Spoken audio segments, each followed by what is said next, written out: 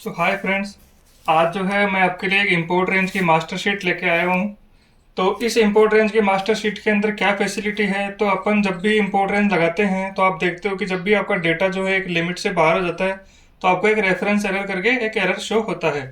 तो सबसे पहले तो मैं आपको बताता हूँ कि इम्पोर्ट रेंज अपन लगाते कैसे हैं, और फिर जो है ये मास्टर शीट जो है कैसे आपका काम जो है ऑटोमेट करेगी उसके बारे में देखते हैं। तो ये जो है यहाँ पे मैंने 3 सीटें ले रखी है आपको दिखाने के लिए इम्पोर्ट रेंज। तो यहाँ मैं सबसे पहले एक सीट खोल लेता हूँ। तो ये जो है एक चेकलिस्ट की सीट है। यहाँ से जो है मेरे को डेटा यहाँ से जो है पिक करके और यहाँ पे मेरे को डेटा यहाँ पे पेस्ट करना है। तो सबसे पहला तरीका जो इम्पोर्ट रेंज अपन लगाते हैं वो कैसे लगाते हैं, तो यहाँ मैंने लगाया इम्पोर्ट रेंज। यहाँ जो है मेरे को इसका यूआरएल डालना रहता है, तो मैं यहाँ पे यूआरएल डाल दिया। फिर मेरे को जो है मेरी सीट का नाम लेना रहता है, मैंने यहाँ पे सीट का नाम लिया। और फिर मेरे को जो है रेंज देनी पड़ती है, तो मैंने यहाँ पे ले लिया ए से लेके जे तक।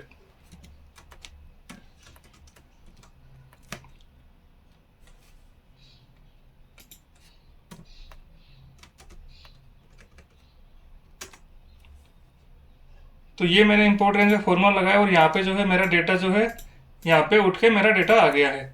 तो ये तो एक तरीका हुआ इंपोर्ट रेंज लगाने का। इसी तरीके से आप दूसरी सीट में लगाओगे, इसी तरीके से आप तीसरी सीट में लगाओगे। इस तरीके से आप जो है मैनुअली इंपोर्ट रेंज का फॉर्मूला लगा सकते हो। लेकिन जो है अगर आपको किसी मास्टर शीट से लगाना है कि आपको हर टाइम जो है ढूंढना नहीं पड़े कि मैंने कौन सी सीट में कहाँ से मेरा डेटा कौन सी सीट में जा रहा है, तो यहाँ पे जो है मैं आपको एक मास्टर शीट देने वाला हूँ। इस मास्टर शीट में आपको जितनी भी सीटें हैं आपकी जहाँ से आपका इंपोर्ट रेंज का डेटा जा रहा है, आप इस सीट में जो है उसकी सारी की सारी एंट्रियाँ यहाँ पे कर सकते हो। तो कैसे एंट्री करनी है वो मैं आपको बता देता हूँ। यहाँ पे जैसे मेरी ये चेकलिस्ट की सीट है, यहाँ पे सबसे पहले यहाँ पे आप देखोगे source seat URL, source seat name and range. तो मेरी जो सोर्स सीट है मेरे को ये है, यहाँ से मेरे को डेटा उठाना है, तो मैंने इसका यूआरएल डाल दिया। अब जैसे मैंने इंपोर्ट रेंज का फॉर्मूला लगाया था, मैंने यहाँ पे सीट का नाम डाला और मेरे को जो रेंज है वो मेरे को ए से लेके और जे तक यहाँ पे मेरे को रेंज लेके जानी है, तो मैंने ए से लेके जे तक यहाँ पे डाल दिया। अब मेरे को ये जो डेटा है ये मेरे को ले जाना कहाँ पे है, तो मेरे यहाँ पे जो टेस्टिंग वाली सीट है इसमें मेरे को लेके जाना है। तो यहाँ पे मैंने कॉपी किया इस यूआरएल को और यहाँ जो है मैंने डेस्टिनेशन सीट का यूआरएल यहाँ पे डाल दिया। अब इसके अंदर भी मेरी मल्टीपल सीट है, तो मेरे को कौन सी सीट में लेके जाना है, मेरे को यहाँ सीट 1 में लेके जाना है। मैंने इसका नाम चेकलिस्ट कर दिया। तो मेरे को इस चेकलिस्ट वाली सीट में लेके जाना है, तो मैंने यहाँ पे चेकलिस्ट डाला और मेरे को रेंज जो है वो मेरे को कहाँ से कहाँ तक लेके जाना है, मेरे को ए से जेड तक लेके जाना है। यहाँ पे आप रेंज जो है ए से जेड भी लिखोगे तो भी कोई प्रकार का कोई एरर नहीं आएगा। तो अभी जो है मेरे को ये लेके जाना है, तो अभी मैं मैनुअली इसको रन करा रहा हूँ। फिर बाद में आप इसका ट्रिगर सेट कर सकते हैं, 1 मिनट का, 5 मिनट का, 10 मिनट का, जैसे भी आपको सूटेबल हो उस तरीके से आप इसका जो है ट्रिगर सेट कर सकते हैं। अभी मैं इसको रन कराता हूँ। तो आप यहाँ देखोगे कि आपका डेटा जो है वो यहाँ पे आ चुका है। इसी तरीके से आपकी जो दूसरी सीट है वो अपन ले लेते हैं। जैसे मैंने डेलीगेशन सीट ले ली दूसरी वाली। डेलीगेशन सीट का यूआरएल जो है वो मैंने कॉपी किया और मैंने यहाँ पे जो है पेस्ट कर दिया। उसी तरीके से फिर मेरे को इसका सीट का जो है, यहाँ पे मेरी 2 सीटें हैं, तो मेरे को कौन सी सीट लेके जानी है, मालूम मेरे को डेलीगेशन सीट लेके जानी है, तो मैंने यहाँ डेलीगेशन सीट डाला। अब मेरे को इसकी रेंज जो है वो कहाँ से कहाँ तक लेके जानी है, तो मेरे को ए से लेके और पी तक लेके जाना है। तो मैंने यहाँ इसकी रेंज दे दी कि ए से लेके और पी तक जो है मेरे को डेटा लेके जाना है।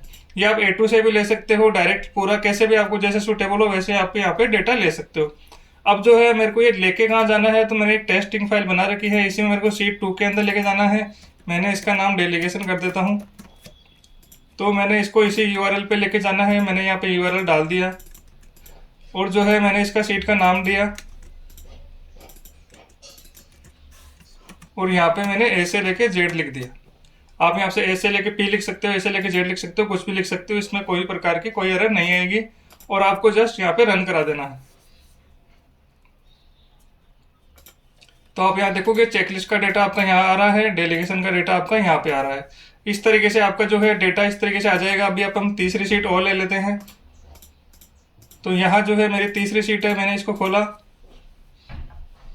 सबसे पहले मेरे को एज यूजुअल जैसे मैंने आपको बताया कि मेरे को सोर्स सीट का यूआरएल यहाँ पे डालना है, फिर मेरे को यहाँ पे सीट का नाम यहाँ पे डालना है और फिर मेरे को यहाँ से रेंज देखनी है, मेरे को ए से लेके एफ तक लेके जाना है। तो मैं यहाँ पे जो है ए से लेके एफ तक यहाँ पे डाल दूंगा। फिर मेरे को डेस्टिनेशन सीट का यूआरएल डालना है, तो डेस्टिनेशन सीट मेरी यही है। आप यहाँ पे अलग अलग सीटों में लेके जाना है, तो आप बस सीट का यूआरएल यहाँ पे डाल दो जिस भी सीट में आपको लेके जाना है। जहाँ पे लेके जाना है वहाँ डाल दो। मेरे को शीट 3 में लेके जाना है, मैंने यहाँ पे शीट 3 ले ली। यहाँ पे मेरे को किस रेंज से लेके जाना है, मान लो मेरे को ए से लेके अब तक लेके जाना है। तो अभी जो है ये 3 मेरे पास शीट हो चुकी है। अभी मैं क्या करता हूँ, इन सब का डेटा जो है एक बार ब्लैंक कर देता हूँ। अभी जो है तीनों शीटों में डेटा जो है खाली हो चुका है। अब मैं इसको रन कराता हूँ।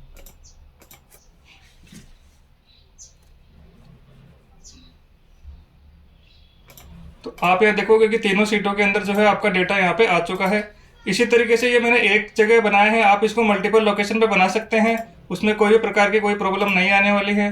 जस्ट आपको एक ही चीज़ करनी है, यहाँ पे सोर्स शीट का यूआरएल जहाँ से आपको डेटा उठाना है उस सीट का लिंक यहाँ पे लगाना है, उसका नाम और उसकी रेंज यहाँ पे डालनी है। जहाँ पे आपको ले जाना है वो डेस्टिनेशन सीट का यूआरएल यहाँ पे डालना है, और उसका जो नाम है और उसकी जो रेंज है वो यहाँ पे डालनी है। इस तरीके से आप यहाँ पे मल्टीपल सीट जो है, एक ही सीट से आप अलग अलग जगह इंपोर्ट रेंज का डेटा ले जा सकते हो। तो ये हमारी मास्टर शीट है, इंपोर्ट रेंज मास्टर शीट। इसका जो है यहाँ पे आप इसका ट्रिगर भी सेट कर सकते हैं।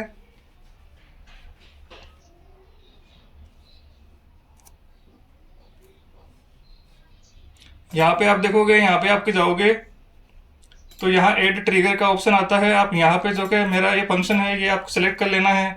यहाँ पे आप टाइम ड्राइवन जाओगे, यहाँ पे जो है मिनट टाइमर का आता है। तो यहाँ पे आप एवरी मिनट लगाना चाहते हो, एवरी 5 मिनट लगाना चाहते हो, जो भी आप लगाना चाहते हो। वैसे इसको सेव कर दोगे तो जो भी आपका डेटा अपडेट होगा सोर्स शीट के अंदर वो डेस्टिनेशन शीट में ऑटोमेटिकली अपडेट हो जाएगा। तो इस तरीके से जो है ये शीट काम करती है। अगर आपको इस शीट को परचेज करना है तो आप हमसे कांटेक्ट कर सकते हैं। और अगर आपको आज का वीडियो अच्छा लगा है तो वीडियो को लाइक करें, शेयर करें और चैनल को सब्सक्राइब जरूर करें। धन्यवाद दोस्तों।